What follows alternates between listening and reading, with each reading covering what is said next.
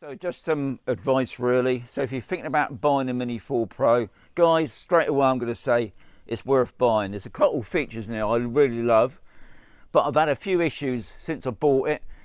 Now, when it came out and its launch, I can't believe I got this within 24 hours. I was impressed with that. That was fantastic. Now, when I did the update the other day, for some reason, the height, well, the maximum altitude was set at only 120 meters. When I did the Mini 3 Pro, that was at 500 meters. So I knew it wasn't something, because there was loads of rumors going about on the social saying they're going to limit the height. I knew that wasn't right. Anyway, thankfully the other day, that's been altered back to 500 meters, the maximum height. The next issue was this, the RC2.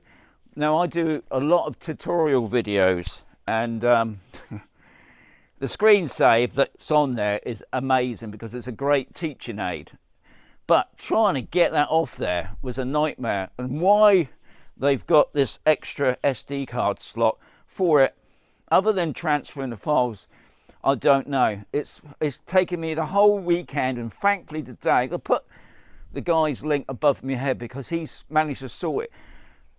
It's just nuts. But I'm hoping DJI will sort that eventually, because on the Mini 3 Pro, on the RC there, it went straight onto the external, SD card, no problems. But for this one, it goes on the internal drive. You got to go into your music files for some reason. Anyway, check that out. He solved that problem, thankfully. Will DJI do it? I think they will. Well, the next major problem is for those guys that's bought ND filters. You can get wide angle. There's so much, I can't believe, especially Freewell. Now, Freewell's already contacted me, and they're sending me, because the filters that you had for the Mini 3 do not fit this camera. Even though it's the same size camera, what DJI's done, crafty, there's a couple notches missing in the actual, when you put on the lens, so it won't fit. So you got to buy a new set if you purchase the Mini 4 Pro. So I'll let you know as soon as Freewell send me the new filters. We'll go through that in the coming weeks. But anyway, other than that, I thought it is, guys, it's an amazing, there's some features on there. If you watch my videos, I'll be showing you those. Anyway, oh yeah, there's one more thing I forgot to tell you about. When you've got your SD card in there, it seems like you've got to format it on the controller and not on your PC. I use my iMac, and I do it on my Mini 3 Pro, never had a problem. But on this, it came up with error.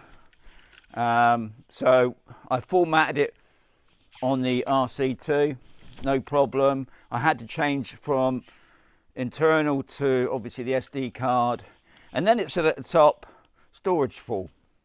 So I do think DJI have got some sorting out to do, so I'm sure there will be an update to sort out all these little teething problems, because it's only just come out, so I mean, you do expect problems. But anyway, I will say this time, oh yeah, just before I do go again, another thing I've just been trying out, I videoed it, I didn't do any talking on it. I tried out the active track. Now, I did watch a couple of videos recently, and it crashed. Because I did notice when I was walking towards the drone, it pushes itself in the corner, and it got stuck there. So I don't know if that's to do with all this surround stuff, I don't know, but I will be doing a lot more experimenting with this, because I'm sure I did one a while back of the obstacle avoidance, and that worked really well. But the active track, I still think it's a little bit gimmicky. But hey, better keep watching.